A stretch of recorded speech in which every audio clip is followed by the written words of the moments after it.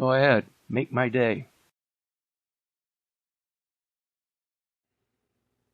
Greetings.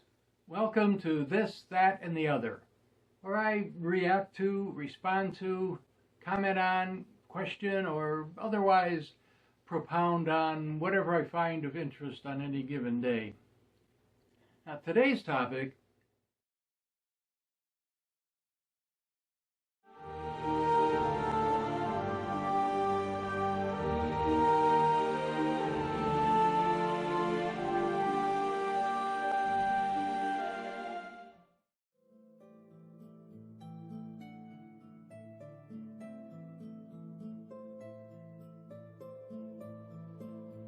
It was after nightfall when the travelers came at last to the Brandywine, and they found the way barred with great spiked gates.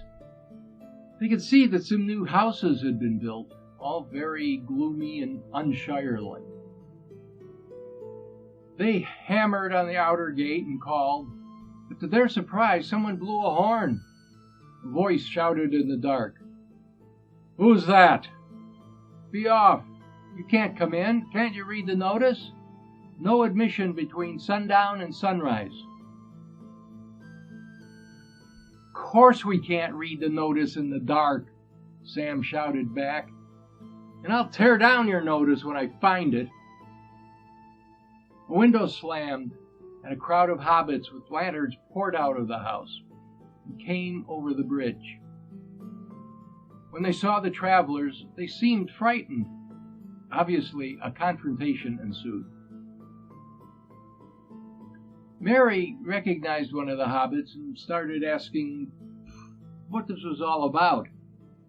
Hob Hayward, for that was the hobbit's name, couldn't supply answers, only that anything the travelers wanted was against the rules. And they had orders from the chief, who turned out to be Lotho Sackville Baggins, son of Otho and Lobelia, the banes of Bilbo's existence. Frodo said he was glad Lotho had at least dropped the name Baggins. It was high time the family dealt with him. Hob responded, "It won't do no good talking that way, and if you make so much noise, you wake up the chief's big man." It did. As Merry and Pippin were preparing to climb the gate, a large, heavy figure appeared against the light of the doorway of the bigger house on the right. "What's all this?" he snarled as he came forward. "None other than our old friend, Bill Ferny," said Merry. "If you don't open that gate in 10 seconds, you'll regret it." Ferny flinched and shuffled to the gate and unlocked it. "Give me the key," said Merry. But the ruffian flung it at his head and then darted out to the darkness. As he passed the ponies, one of them let fly with his heels and just caught him as he ran.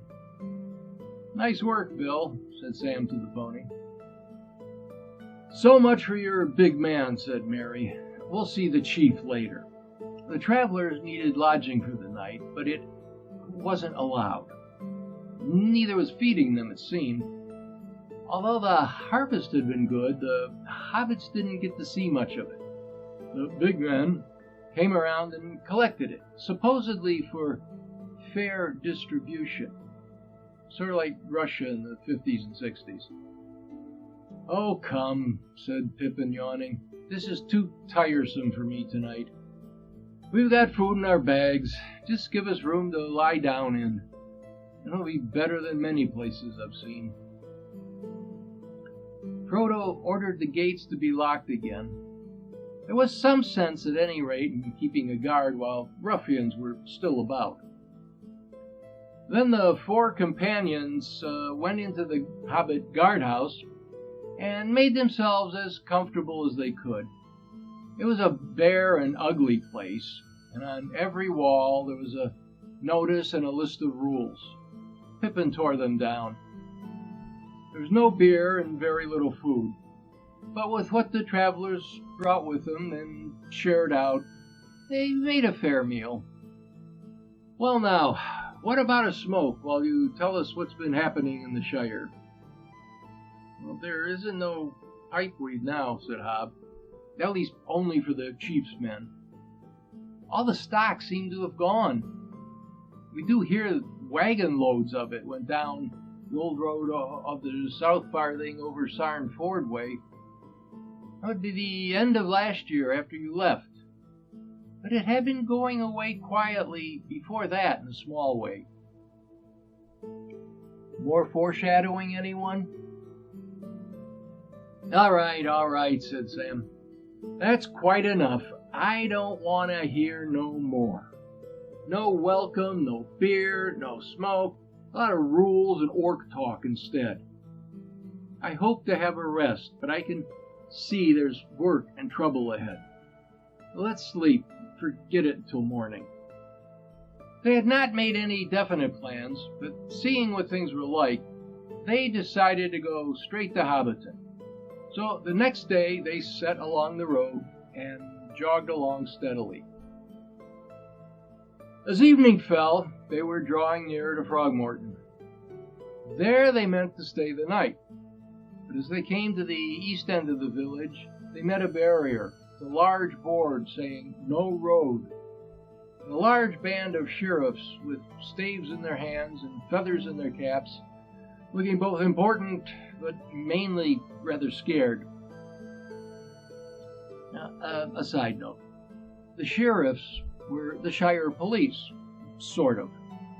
Since there was little, if any, crime in the Shire, their main duties were rounding up stray animals and occasionally keeping undesirables from entering the Shire. There probably weren't more than a dozen or so of them at any time. Their official name was The Watch, not to be confused with Ankh-Morpork on Discworld, another series of books you really should be reading. And further, I have no idea how to actually pronounce it. Is it Sheriffs or Sheriffs or something else? I'd really love it if someone could produce reliable evidence one way or the other. I'll go with sheriffs, unless told otherwise. What's all this? Said Frodo, feeling inclined to laugh. This is what it is, Mr. Baggins, said the leader of the sheriffs, the two-feather hobbit. You're arrested for gate breaking and tearing up of rules and assaulting gatekeepers and trespassing and sleeping in Shire buildings without leave and bribing guards with food. And what else? Said Frodo. Well, that'll do to go on with, said the sheriff leader. I can add more if you'd like, said Sam. Calling your chief names, wishing to punch his pimply face, and thinking you sheriffs look a lot of tomfools. The leader told them to come on quiet and threatened them with the lockholes. To the discomfort of the sheriffs, Frodo and his companions all roared with laughter. Don't be absurd, said Frodo. I'm going where I please, and in my own time. I happen to be going to Bag End on business. But if you insist on going too, well, that's your affair. Well, very well, Mr. Baggins, said the leader, but don't forget, I've arrested you. I won't, said Frodo. Never. But I may forgive you. Well, they didn't want to go any further and asked to be taken to the inn, which of course was closed. So off to another sheriff house. Sam spotted a sheriff that he knew. Hey, come here, Robin Smallborough, he called. I want a word with you. With a sheepish glance at his leader, who did not dare interfere, Sheriff Smallborough fell back and walked beside Sam, who got down off his pony. Now, from him, we learned that all the inns are closed, since the chief doesn't hold with beer. Seems he doesn't hold with a lot of things. Robin explained that he joined the sheriff some years ago. It's a good chance to get out and wander around and such. But things have changed. But you can give it up. Stop sheriffing if it stopped being a respectable job, said Sam. We're not allowed to, said Robin. If I hear not allowed much oftener, said Sam, I'm going to get angry. Robin replies he'd like to see folks get angry and do something. But the chief sends his men around. Any of the small folks stand up for their rights, they get dragged off to the lock holes. They took old Will Whitfoot, the mayor, first, and taken a lot more. Lately it's been getting worse. They often beat them now. And he continued, saying there are hundreds of sheriffs now, mostly against their will. But as always, there are a few who enjoy pushing people around.